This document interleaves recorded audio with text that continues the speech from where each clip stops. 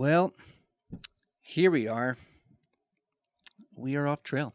Yep, we are. Welcome to Off Trail with Luke and Chandler. I'm Luke, I'm Chandler. and we're off trail. Mm-hmm. And folks, we have a sad announcement. What's the sad announcement? The show's over. What? The show's done. No. It is no more. Are we going back on trail? We are going back on trail. Just kidding. Haha. Just kidding. Whew. Yeah, the show's not over, guys. It's been, I can't remember how long we've been doing this for. I It's think like 6 months now. about. Yeah. 6 months of doing the podcast. And we have filmed everything Yeah. in our basement. Mm-hmm. Contrary to what a lot of people thought, we were filming off in a shack in the woods, Yeah. which is why we called it Off Trail. But we've been filming in our basement of the house that you and me share together. Yeah. And the lease on our place is finally up. Yeah. Unfortunately. Yeah. And so we were forced to figure out where our next living arrangements are going to be. Mm-hmm. They are separating us. That's so unfair. Chandler's leaving me. Yeah. But because of this, we will be losing our podcast space, Mm-hmm. which is a bummer. Yeah. Because, I don't know, I feel like we just got into it and we really started I know. Yeah. rolling with it Yeah. at this point, and now we got to give it up. Yeah. But, we are always thinking about how we can continue to serve our community. And because we're losing this space and we don't have plans right now for how we can continue this and find a new space yet, we are going to be pre-recording a ton of episodes that we can hold on to, release at a later date Mm-hmm. to get us through hopefully months of, content. Yeah. And, so everything that you guys see after this episode is actually going to be recorded today Yeah. after we do this episode. Mm-hmm.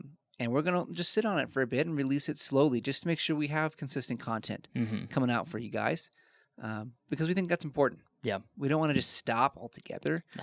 So we're going to put in the work these next 2 days just to get a bunch of stuff Yeah. recorded. And you guys will still have stuff going for a little while at least. Yeah. Until we figure out a solution for where we're going to host our podcast or what it's going to look like. And it may change a little bit. Mm-hmm. We have no idea. But that's kind of where we're at. Again, we're not shutting down the show. It's going to continue. The show must go on. The show will go on. Yes, it will. But it will not at least be live per Yeah. se for a little while. We'll have some other things on YouTube that will be going in between, but the podcast itself will not be live. Yeah. Recorded recently from when we released those episodes for a little while. So that's our announcement. Mm-hmm. But with all of this, we thought it'd be a fun way to send off the house, the studio, and to kind of just kickstart what is almost like our summer of podcasts with almost like a behind the scenes, behind the people episode. Yeah. We do obviously a lot with a ton of people. You guys see us on here. You guys see us out in the field. Mm-hmm. And a lot of people really only know us for Bushwhackers and for our photography. Yeah. But like everyone, there is more to us than just that. What? Really? To you? Yeah, to me at least. Oh. I mean, you're a pretty boring person. I am. Which we'll find out. But Yeah. But we thought it'd be a fun episode to sit here and share a little bit more about us as people Yeah. and the things you guys don't know, things you guys wouldn't expect to learn about us. Mm-hmm. And it'll be fun. Yeah. So Yeah, it'll be cool. yeah, so we have a couple things. We have each 3 individual things about us that, Mhm. a lot of people just don't know because they don't get shared and brought up ever. So Yeah. it just, just kind of stay hidden. But we're going to bring those to light, share them with you. And then we also are going to start with one shared, I guess, personal interest of ours. Yeah. Yeah. That, again, a lot of people don't realize. Yeah. And that is our love, our passion for music. Yeah. Yeah. So we both, whether people realize it or not, play music. Yeah. Which is funny because like I think it's kind of funny when people come over to the house and They see my photos on the wall. well, there's that. Yeah, that And then they ask me if I take it, and I have to tell them that I didn't.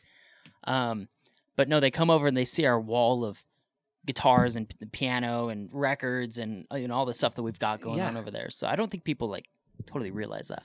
Yeah, and it's just something that we both picked up long before we started photos, but like it's something that we both really enjoy. Yeah. And not that we get a ton of time to try and play, even especially with each other. Yeah. We're busy, but like it's something that we have a spare minute or two. We just pick up an instrument. Yeah. So I'll start. I play guitar, and I also play piano. I wasn't going to bring my piano for this episode because it's a piano. It would take up a lot of space. Yeah. I mean, it's a digital keyboard, so like it would fit up here, but it's just a lot of extra stuff. Guitar fits much better. But I play those two instruments, and you, Chandler, play guitar. So I've been playing guitar for, how long now? Since I was 14, so about 15 years, 13 years, something like that. Wow, that's a long time. It's been a long time, since I was a kid. So my parents got me a guitar when I was a freshman in high school, and I jumped right in. It was like an obsession all through high school and stuff. That's all I did was want to play guitar and stuff. I always wanted to be in a band and be a professional guitar player and stuff. I mean, who doesn't want that? Though? Yeah. Like exactly. Everyone wants to be in a band. Yeah. I was in a little cover band in high school. Yeah. What was the name of that band, Chandler? What the heck was it? Black Tie Optional? You know what? That was what I wanted to name it. And I always called it that. I see. But I don't remember exactly it was like a dumb name because we never actually picked one out. It was just like we called it like Mr. Something's third period class. Oh yeah, and something. That's a killer name. I remember that group. Yeah, they really hit it off. We were back good. back in the mid 2010s. Yeah, in 2013. Yeah. So because that's when we went through a phase too where we called ourselves G13. Oh. Because we graduated in 2013. Oh. And so we were like, G13, that's super cool. You guys are cool. We were cool. Yeah, we played Coldplay and Journey songs. Oh. So, yeah. Those are two good groups. Yeah, right? Not going to lie. Yeah. Coldplay is one that I know a lot of piano on. Yeah. Because they're one of my favorites. Mm-hmm. So I know a lot of them. I know a couple of Journey songs on the piano too. I mean, everyone knows Don't Stop Believing. Yeah, exactly. But like Faithfully is one of my favorite songs to play. It's a great song. But yeah, that's pretty sweet. Yeah. I was never in a band. I've only been playing for 8 years, I think, ish. Oh, piano and guitar? Or? No, guitar for 8. Okay. And piano for, I don't know, a year and a half, fewer than that. So what is that, 6.5 years? 6 years? Something like that. I picked it up, sophomore year of college. Okay, gotcha. So it was a little later, and I just wanted to learn how to play Jack Johnson songs. Yeah. Which is ultimately like one of the only things I really play. Yeah. Because like what a lot of people like don't understand, like I didn't get a guitar to like actually learn how to truly play the guitar and freestyle and all that stuff. Like I just wanted to play the songs that I liked. Yeah. And I literally hardly branch out of those. Yeah. Which is funny because like I guess that is something that's very similar with us because I picked up a guitar so that I could learn how to play John Mayer songs. Because John Mayer is like, he's always been my favorite. And, but I love all the, the freestyling, the noodling around, and, that's my jam. That's what I love to do. So, yeah. But yeah. So like, I like hardly know anything outside of Jack Johnson, Matt Carney, on piano, The Fray. Yeah. And I'm getting a little bit more into some Zach Bryan on the guitar, which is fun. Oh, yeah. But like otherwise, like I really don't branch out at all. Yeah. And I could play other things. Like I know chords, obviously. Yeah. But like I also only play like rhythm. Like I do not play. That's true. Like leads or anything. Like I don't know that stuff because I never learned like not classical, but I can't think of the word. Like what is it? Why can't I think scales? Of scales, yeah. Yeah, like I never learned scales. Yeah. I just picked up a guitar and started learning chords. Yeah. Now I learned how to play Jack Johnson's Angel. That was the first song I learned how to play. It's a good one. Yeah. It's slow. It's nice. Yeah. Like only song, like and then I learned Washing Dishes by Jack Johnson. Yeah. And then I learned a whole slew of other songs by Jack Johnson. I even buzzed my hair to be more like Jack Johnson at the time. didn't know that. Yeah, That's funny. Like I literally just wanted to be like Jack Johnson and move to Hawaii and live that life. But, Yeah. like that's all I know. And it's definitely like influenced my style of playing because like I don't play with the pick, never have. Yeah, no. Like I learned like his like normal like slapping percussive sound too, like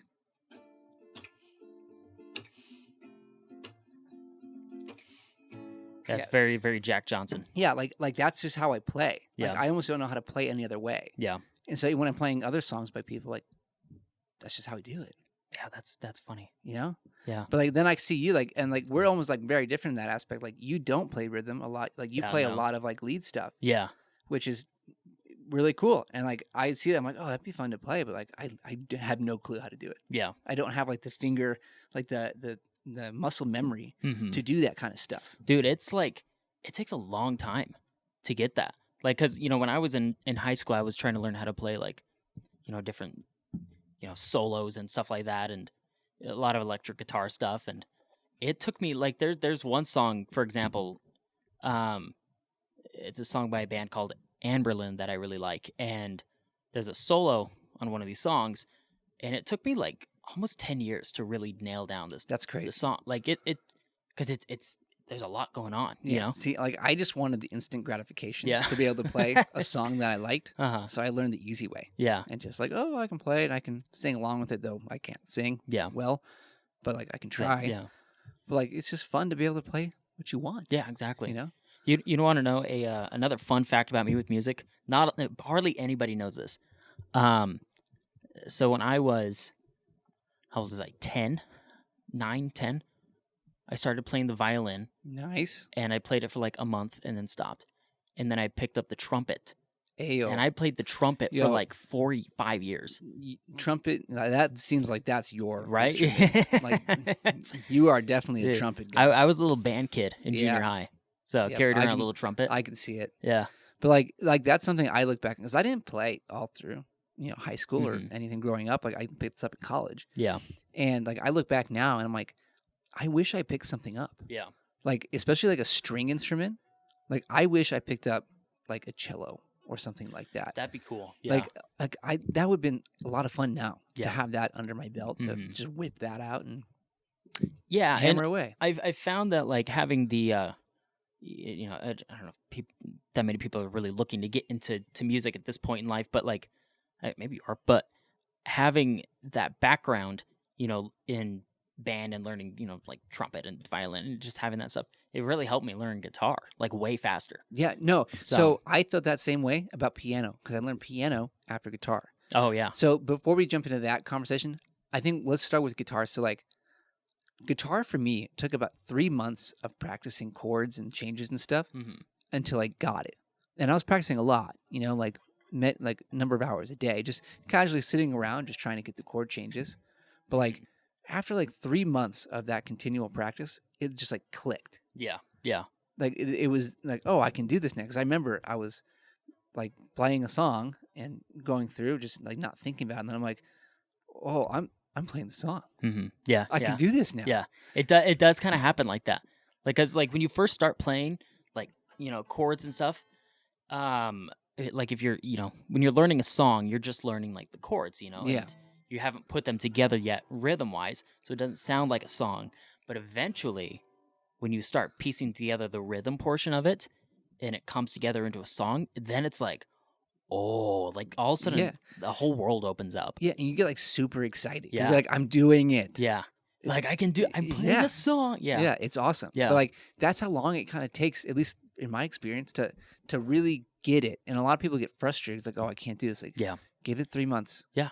Like just give it at least that amount of time and really practice. Like you can't say like, oh yeah, I'm practicing and do like 10 minutes a day. It's like, Yeah. no.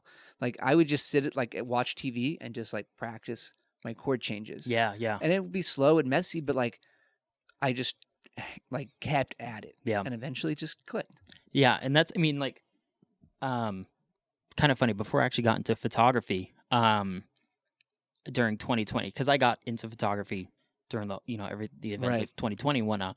But for the first 6 months of the whole COVID thing and lockdown and everything, working from home, I dove right back into guitar, and like I did the same thing you did, but like with scales. and I was learning all, the different scales and stuff. And I would sit and watch TV, and I have an electric guitar, and I would just sit on my bed or my couch and leave it unplugged and then just run through scales for hours.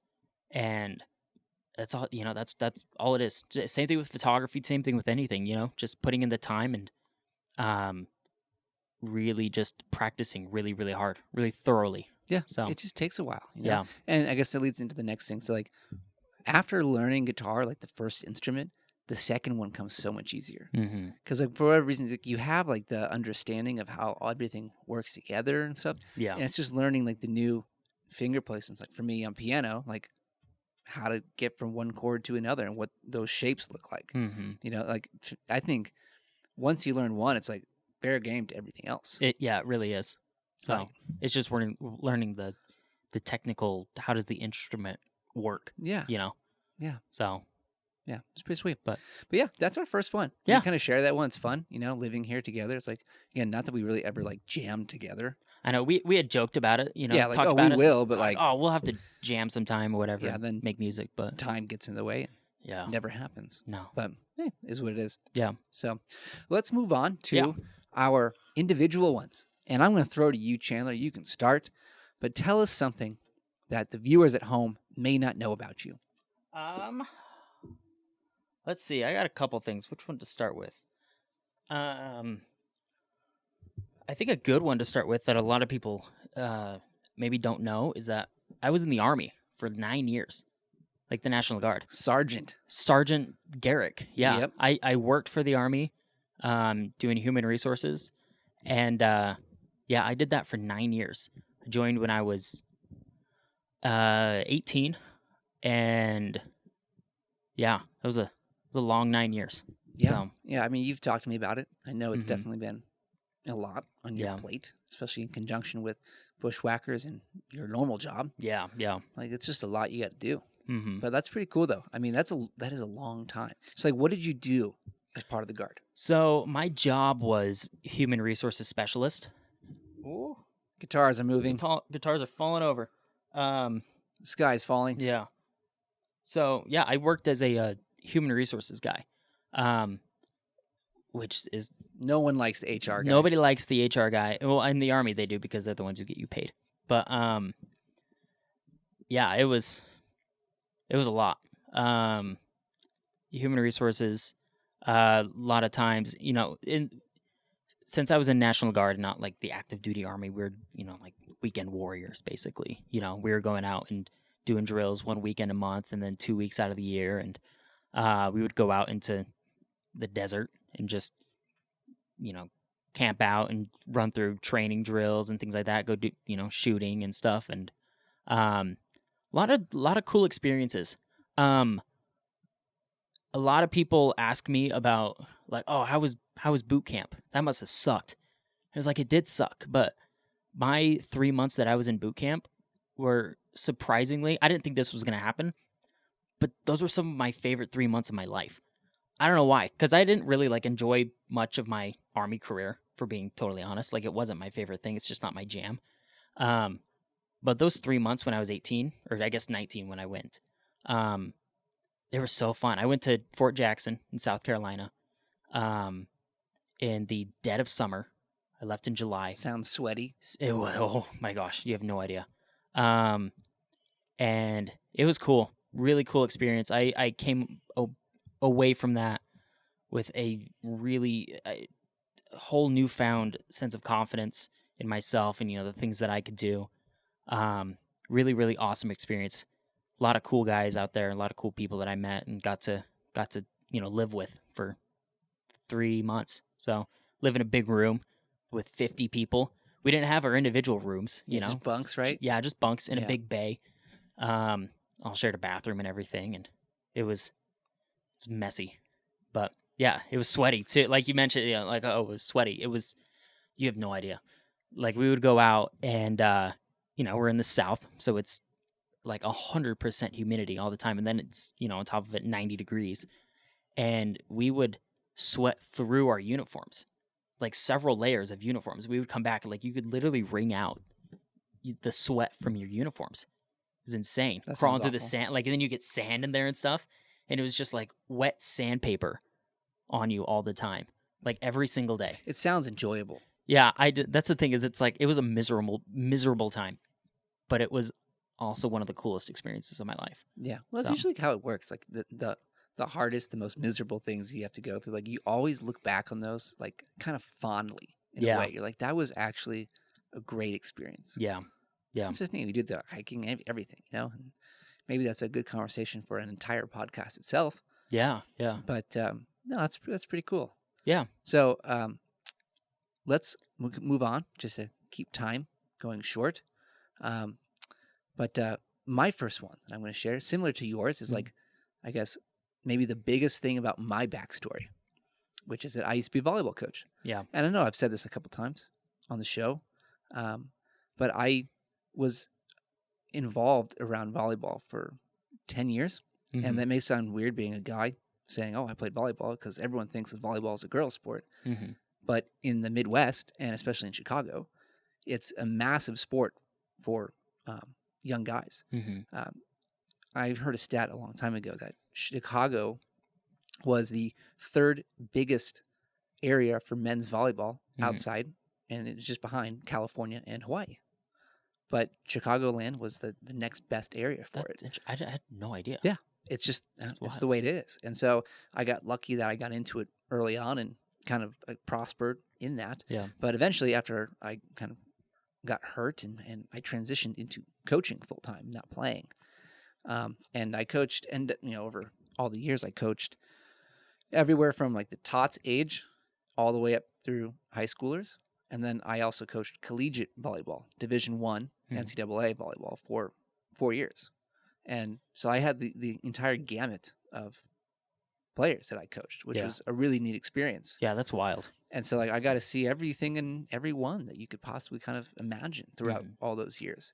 And on top of that, like being at the school that I went to, they had a rich history of men's volleyball players as well as women's.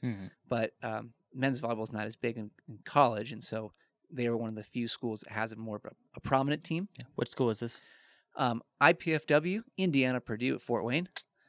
Go Mastodons.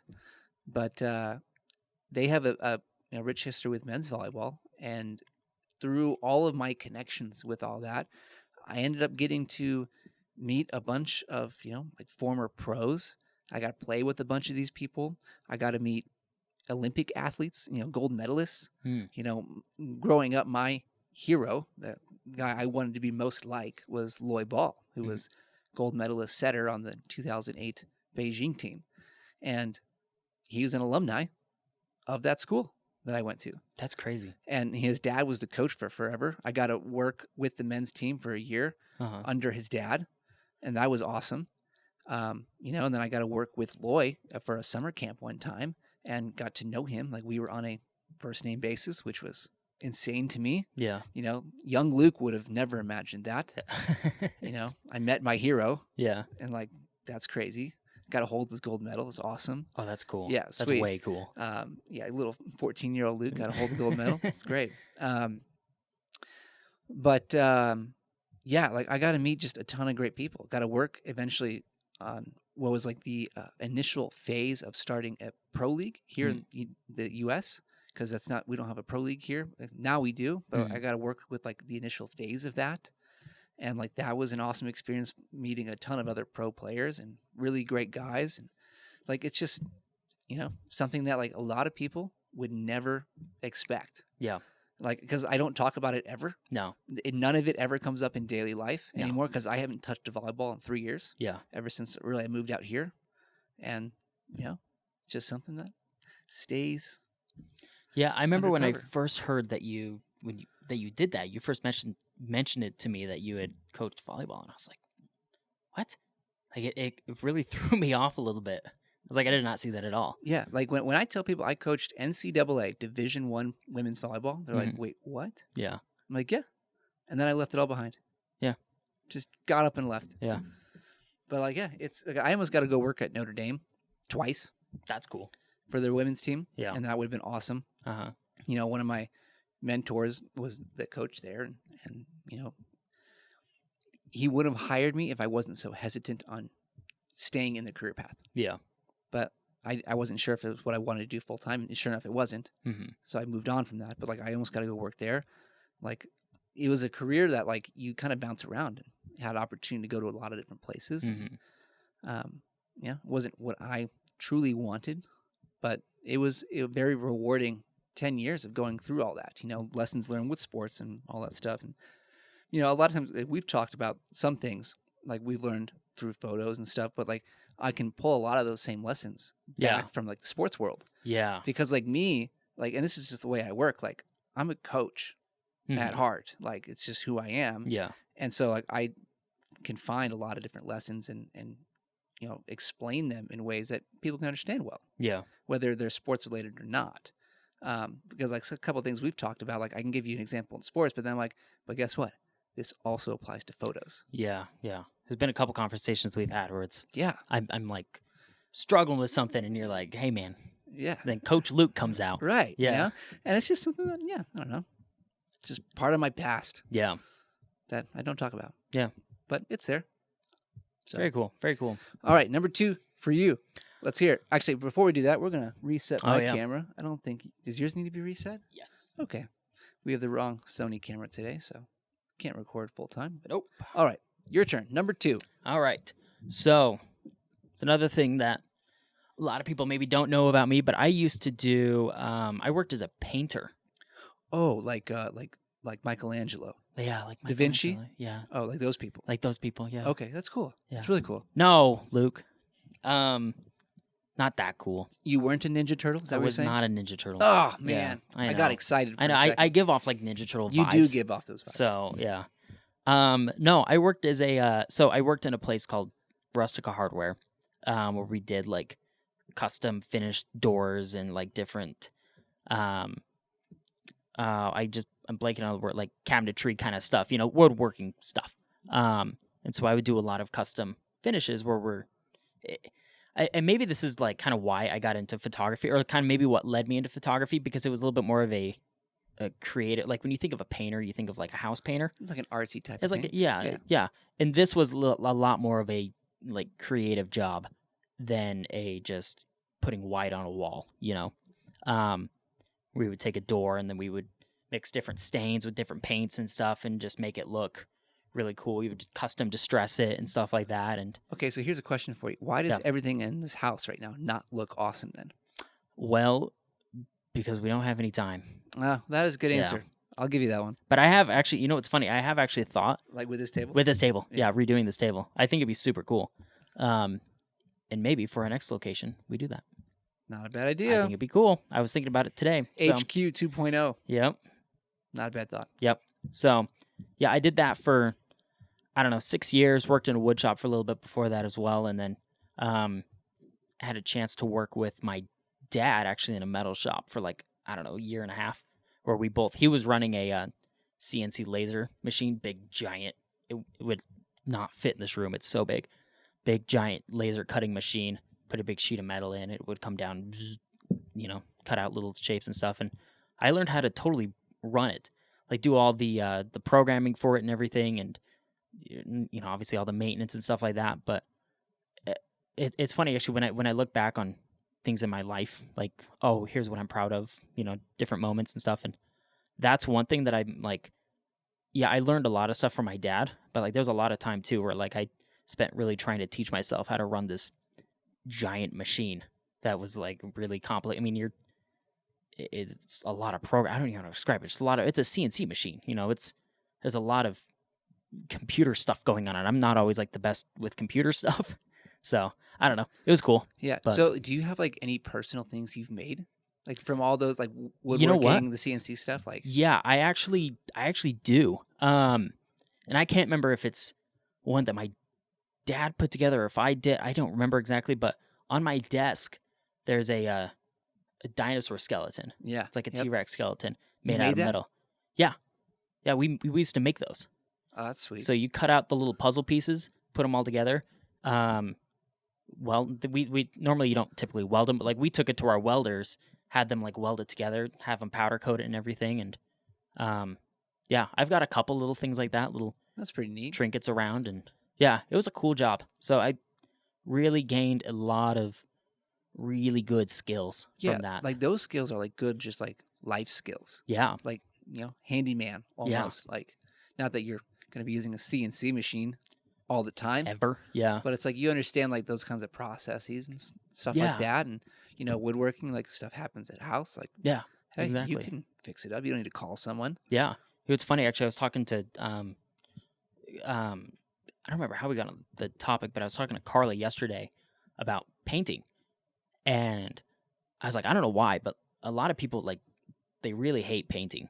I'm talking just like the rolling like on the wall, rolling, whatever. Yeah, I love it. I have no idea why. Like I put my headphones in. It's like therapeutic for me. Like I can just zone out and I can paint a whole house, and it's totally fine. I have no problem doing it. It's like Yeah, my happy place. That's bizarre, bro. Yeah. I said you it's got to get that checked out. yeah, I probably do. Yeah, that's neat though. I mean, I've done a little bit of painting, but like not a ton. Yeah. But it is something that, like, I don't know. I don't mind it. Yeah. I don't like enjoy it, but I don't mind it. Yeah. I love it. Part of me wants to do it, just here and there, little custom things and stuff. But yeah, it's fun. And like I said, I gained a lot of really good skills from that. So Yeah, they're good. They're good, definitely good skills to have. Like, I've tried to do a little woodworking myself. Like, I made like those picture frames, oh yeah. that I have upstairs for my big ones. And Well, you've made a bunch of different things, like the yeah, I piano have, bench but they're and- they're like relatively simple. yeah, Like the piano bench, I just had boards and screws. Like, yeah, nothing crazy. I've done a True. little bit like joinery before, but nothing crazy. yeah, But yeah, it's a cool world. Like, that whole woodworking space is neat. Like, if I had It's- more time and a good space to do it, I'd love to do a ton more of that yeah. stuff. Like have a shop or something. it'd be fun. That'd be cool. Maybe we can have a little bushwhacker wing of woodworking. Woodworking, Yeah. bushwhacker. Yeah, that'd be cool. Yeah. Hmm. We could teach it Oh, instead of just photography. yeah. There we go. I like Teaching woodworking it. I like it. and guitar And guitar and photos. and yeah, A lot of other things. yeah, But yeah, that's pretty sweet. Yeah. So, Yeah. moving on, my second thing. And this one, I'm probably going to catch a little bit of slack for this one, because I started out in the photo world, like a lot of people do, really liking Peter McKinnon. And my second fun fact is that I used to do magic tricks just like Peter McKinnon did. Mm, And now my hair is long, just like Peter McKinnon's. And I promise you, all of this is unintentional. yeah, I used to do magic tricks in high school, which, if I believe is correct, that was before Peter McKinnon got big on that was YouTube. way before Peter McKinnon. Because Yeah. you graduated in 2013. So like, too, this right? is way before. So Yeah. I didn't do magic tricks because of McKinnon. Mm-hmm. Everyone, okay? So don't give me that. Like, I learned it because I thought it was cool, Yeah. and I was cool It's so cool. for sure. But like, I used to do magic tricks, which again, very Peter McKinney, yeah. Peter McKinnon-y like thing to do. Mm-hmm. But like, it's kind of fun because like, I can watch a lot of like card trick videos, or even just regular, like, I don't know, illusion stuff, like, Mm-hmm. and I know how it's done. Yeah. Because I dove into that world. Yeah. Like, if I watch David Blaine do card tricks in the street, I know how almost every single one of those is done. Yeah. And there was a time where I could do them, which is It's crazy to cool. think about Yeah. almost, right? It's like, yeah, I could do all that. yeah. I didn't like have quite like the same kind of like charisma and stuff like someone like he does, because he is a professional. Yeah. But I used to be able to do a ton of different card tricks and other random things, and I can't quite do them anymore because I don't practice them. Like, there's only a handful that I can do, and even those, like, I'm close to like giving away. Yeah. Like, I'm really close to not doing it right. Yeah. But like, I know there's one that I did to you a while back. Yeah. Yeah. Like, and Oh this my is kind of like gosh. there's a couple I think I've done with you, Yeah. and they just kind of like out of nowhere, like, go to you. I'm like, hey, check this out. Yeah. And like, you're just like, wait, what? yeah. They kind of make me mad. Yeah. Like they kind of annoy me a little Yeah. bit. And I Like, only do can't figure them out. And I only do it for it once. Yeah. And then I know, like, the first time I did the main one, I can think of the 2-card money. Mm-hmm.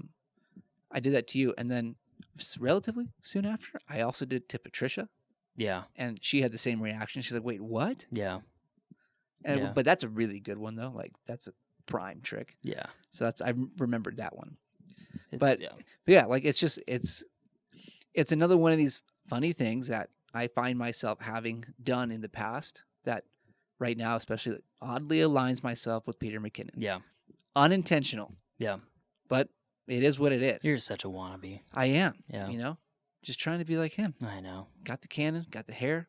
Yeah. I don't have the tats. No. The tats aren't going to come. Yeah. Sorry, Same. Peter. Yeah. But yeah, so I used to do magic tricks. I was a magician. Not a great one, but but I know a lot of magic stuff, which is it's fun. Yeah. I could talk about color changes and palms and all that stuff. Yeah. I like. Well, I know nothing about that. Yeah, and like even some of like the tricks that like Peter's done on his channel, Mhm. like I know how to do those. Really? Yeah, like Oh, that's funny. yeah, I know like a lot of that stuff. Huh.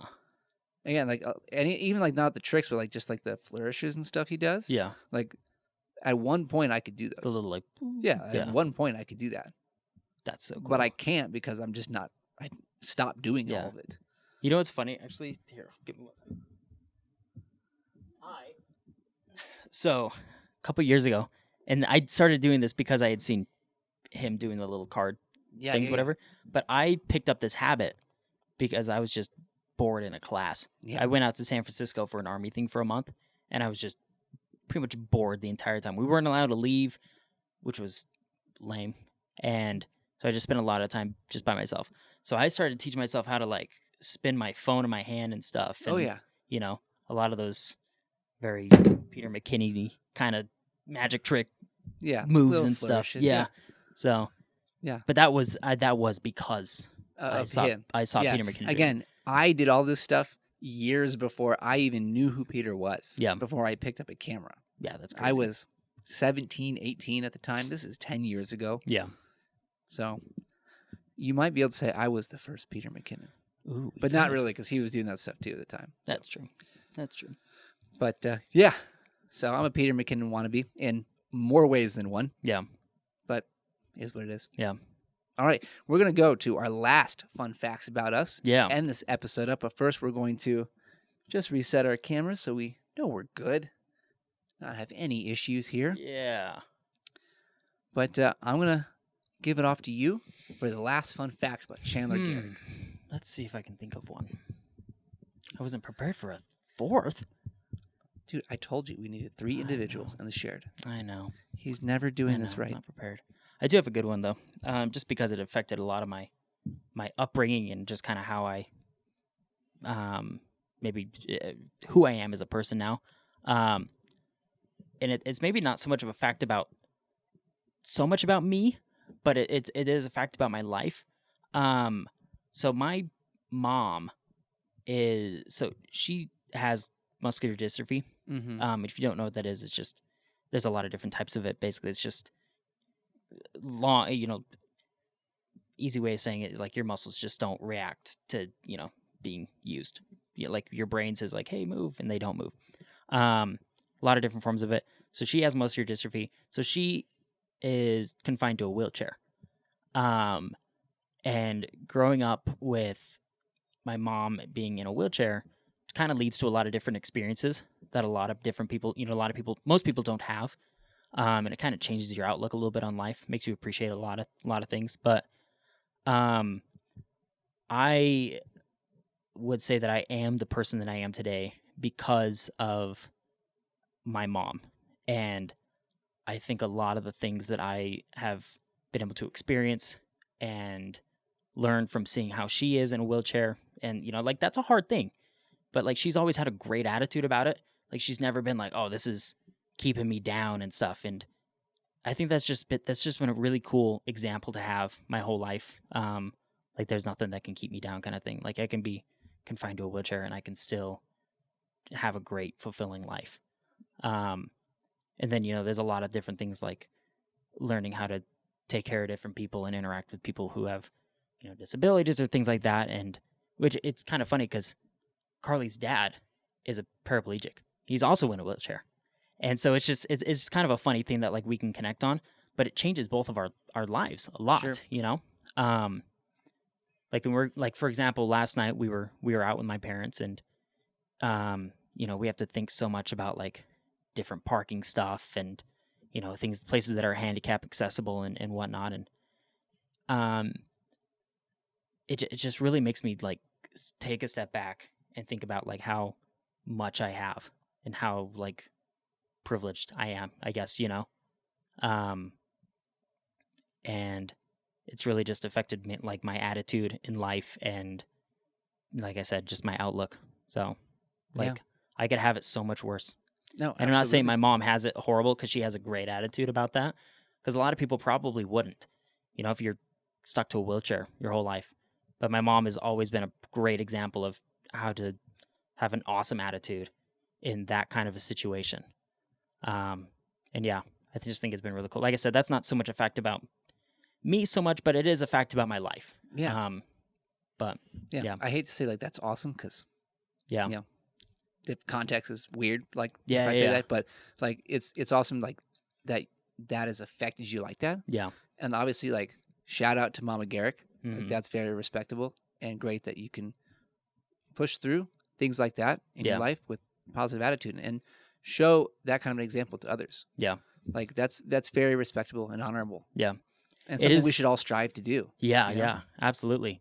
And it is funny too, because like, you know, growing up when we were really little, there were some people who made comments to her about like, how are you going to be a good mom if you're stuck in a wheelchair? Like, you can't feed your kids, you can't help them with stuff, and it's like, that doesn't matter at all. You can still be I think my mom's the best mom in the planet. You know, obviously I'm totally biased. Yeah. But like I really do believe that. You know, my mom is the best mom on the planet. And she, you know, never once was able to like physically put dinner on the table, but she always made sure that like the money was there for it, and she always Yeah. made sure that like we were taken care of. Just because you can't do it physically doesn't mean you still can't do it. Yeah, like there's So, workarounds. yeah. Like for everything. Exactly. You can always figure out a better way to do things, be a better parent, anything like that. Yeah. And like if it means anything, Mama Garrick, I think you did a good job raising Chandler. Yeah, all right. Yeah. I hate to give him any credit, but I'm happy to give you credit. Yeah. Even though I haven't even met your mom yet. Yeah, that's true. You haven't. Yeah. And probably because, you know, she can't come to the house because like we have steps We that have come steps, up. Like, yeah. So, you know. Which was something, it was funny Yeah. actually when we moved here. It was something that I thought about, like, oh, my mom wouldn't be able to come into the house. Yeah. So, Yeah. I haven't even met her yet. Yeah. And you know, we've known each other for about a year and a half. yeah. You know, I'm not that I think she would approve of my hair and facial hair choices, considering what I've, you know, when she tells you that your hair's too long. I can't Yeah. imagine what she'd say about me. That's true. Mama Garrick, I'm sorry. But yeah, no, it'd be fun to actually get to meet her at Yeah. some point. Yeah, she's cool. She's great. So, yeah. Yeah. Fun Well, that's fact great. about my life. Great So, story. I love it. Yeah. So, final thing for this episode, fun fact about me. And this is definitely one that I don't think a lot of people would ever see coming I did not see this coming when I first found this out. because the way I interact with people, especially when we're out having fun and stuff, you would never guess this about me. No. Because you typically assume other things about people who, I guess, possess this. But I have 2 degrees from college, Mhm. an undergrad and a master's. My undergrad degree is in math, Which is so weird. specifically statistics. Yeah. I'm a math nerd, which, again, a lot of people Yeah. would never guess. Which it is funny, you know, looking back now that we've been working on Bushwhackers for a year and a half, and seeing the different ways that we run our processes and stuff, and how everything works, and just like learning how your brain works. Like, like everything you do is revolved around math. It makes sense. We had a whole conversation about this one night about how like The philosophy of the math. philosophy of math. It was which is, awesome. What that kind a of a conversation is that? Yeah, was that a conversation you ever thought you'd have? I didn't know that was even a conversation that was possible of having. There you go. Like, that's what I'm here for. Yeah. But yeah, like it's having a math every time that I tell like people ask, oh, like what'd you go to school for? I say math, and they're like, oh, and I'm like, yeah. Yeah. There was a professor I had in Calc 3 in college that he would always use this as a joke, and I've started doing it too. You know, he's out somewhere and getting his hair cut or something. No, you're getting your hair cut in the shop, and the stylist usually wants to talk to you, a Mhm. little conversation, and they would ask him like what he did. And he's like, I'm a math professor, and they'd be like, oh, he's like, and the conversation would stop right there, and I'd be like, yep, it's a good conversation starter. Yeah. And so now I use that too. It's like whenever I tell people like, oh, I have a math degree, they're like, oh, I'm like, yeah, great conversation starter. Yeah. It's like, how do you relate with that? Yeah. Like Everybody hates math. I hate math. No one likes math No. except for people like me. Yeah. I think it's amazing. I think not very many of you. Yeah. I think math can teach you so much about life. You know, like we had that conversation about, you know, how math and statistics has affected like my personal philosophy, the way I view the world and how to train, get better, all that stuff. And like a lot of people don't understand that. Yeah. Because they don't expose themselves to enough of math to get to that point. Yeah. And I don't know, it's just the way I function. Yeah. You know? But again, a lot of people would never guess that. Yeah, no. Because, it's you know, you say that it's funny. I never really did good at math in high school and stuff, and then I went to math in college, and I had to take one of those math classes that like you had to take to actually like qualify to take the actual math courses in college, and like I failed that class. It's the only class I've ever failed in my life. You know, I was like a 3.9 student or 3.7 GPA student or all something. A's, but math. Yeah, all A's. Yeah. And then like I got to college and I got into that math class and I was like, I hate this with every ounce of my being. I just cannot do it. Hate it. Yeah. And now you're like, yeah, for whatever reason, I took to math really well early on, and it was always my favorite class. yeah, And probably because, you know, I was good at it. yeah, You know, that's why you like a lot of things, because you're good at them. mm-hmm. But it just stuck with me, and I end up, you know, getting a degree in it. And then my master's is an MBA.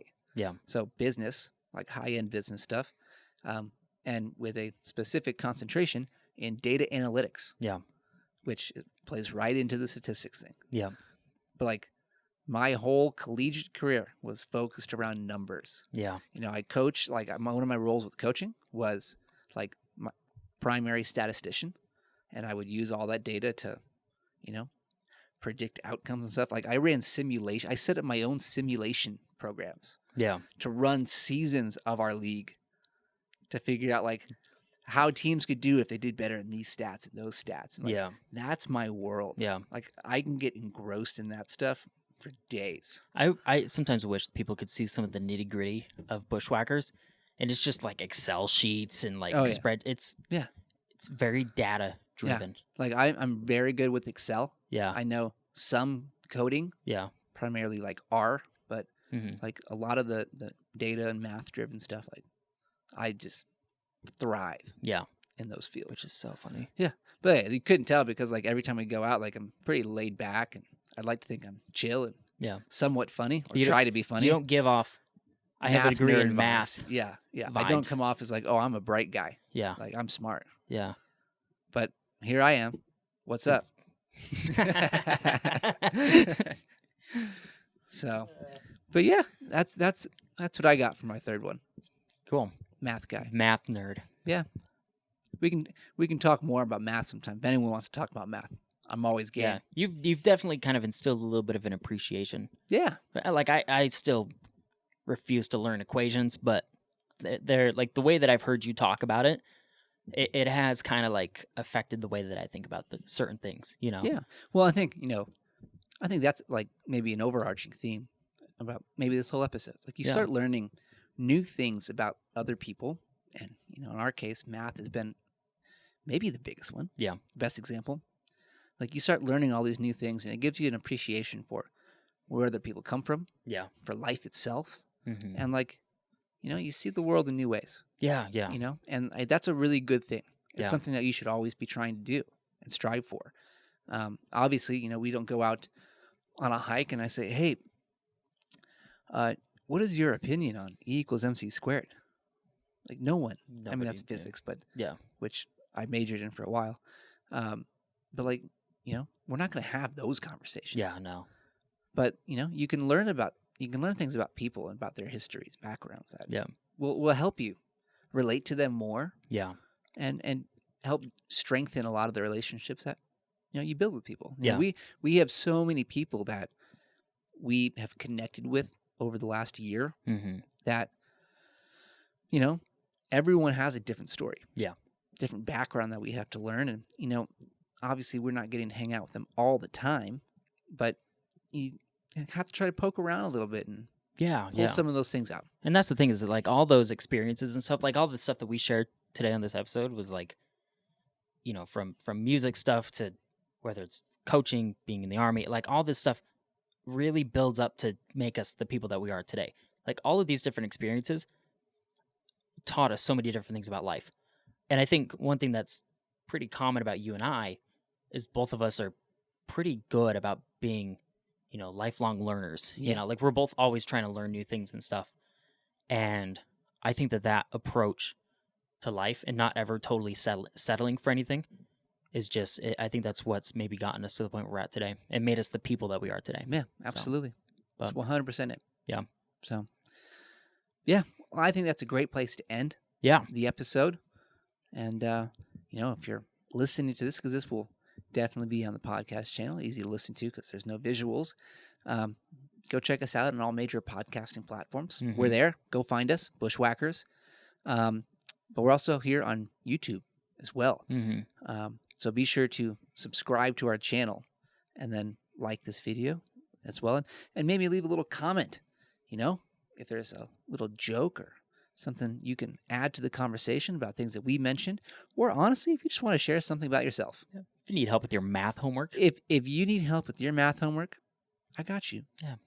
It's all here for you. Personal tutor. There you go. Which I served that role for many of our players in college, so did that too. That's funny. Yeah. Yep. But we'd love to connect with you more. We thought this would be a great way to send off the space. Yeah. And just get us moving into summer again. Any episode you hear from now going forward that looks like this was pre-recorded. So if dates or anything like that changes, please bear with us. Yeah. We're just trying to make sure we can get you guys content. Yep. So exactly. Well, with that, I think we say goodbye to HQ. Yep. This is it. This is it. I would cry. I'm going to cry too. Oh my gosh. All right. Bye, everyone. Bye.